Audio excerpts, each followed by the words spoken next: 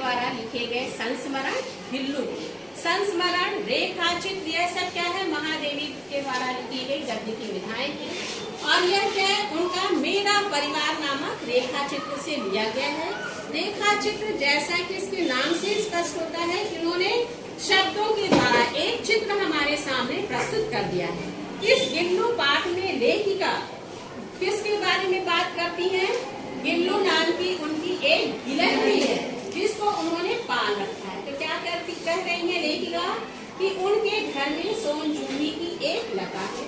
उस सोन जूही की लता में पीली कली खिली हुई है।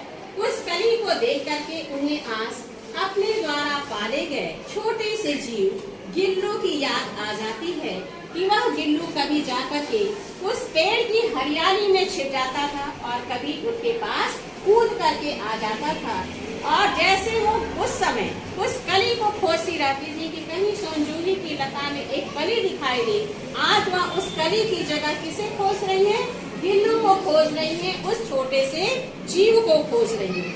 आगे क्या लेखिका कहती है, लेकिन आज वह गिल्लू हमें दिखाई नहीं दे रहा है, क्योंकि इस सोन जूही की जड़ में जो मिट्टी है, उस मिट्टी के अंदर ही गिल्लू की समाधि दे दी गई। गिल्लू को उस मिट्टी के अंदर दबा दिया गया और ऐसा लगता है आज एक फूल के रूप में वह मुझे आश्चर्यचकित करने के लिए निकल करके आ गया है। अब आगे लेखिका वह गिल्लू कैसे उनके जीवन में आया, वह गिलहरी उनके जीवन में कैसे आई, इसके बारे में बता रही है। क्या कहती है कि अचानक एक दिन सुबह उन्होंने अपनी बरामदे में आकर के देखा कि कोई छोटी सी चीज है जिसके ऊपर कौवे चोंच मार रहे हैं। और कौवों को चोंच मारता हुआ देख करके उन्हें अचानक अपने पुरखों की याद आ गई। जब हमारे यहाँ कब हम अपने पुरखों को याद करते हैं, उसे क्या कहते हैं? पितृपक्ष। पितृ मतलब पूर्वजों का पक्ष।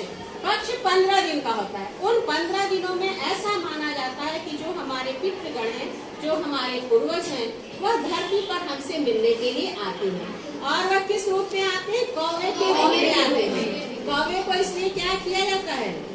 खाना खिलाया जाता है। और यह माना जाता है कि कौवे संतुष्ट हो रहे हैं तो हमारे पूर्वज, हमारे पितृ संतुष्ट हो रहे हैं। इसके पीछे वैज्ञानिक कारण भी है। क्या वैज्ञानिक कारण? कि इस हमारे जीवन में सभी पशु पक्षियों पेड़ पौधों सबका महत्व है। जैसे अभी तुम्हारा छठ पर्व बीता है। छठ पर्व में क्या है, विभिन्न तरह के जो इस समय के मौसमी फल हैं, वह सारे फल चढ़ाए जाते हैं, गन्ना चढ़ाया जाता है और कुछ चीजें जरूरी बना दी गई कि इन्हें चढ़ाना ही चढ़ाना है। तो कौवा भी हमारे जीवन के लिए आवश्यक है। कैसे, क्यों, क्या करता है कौवा?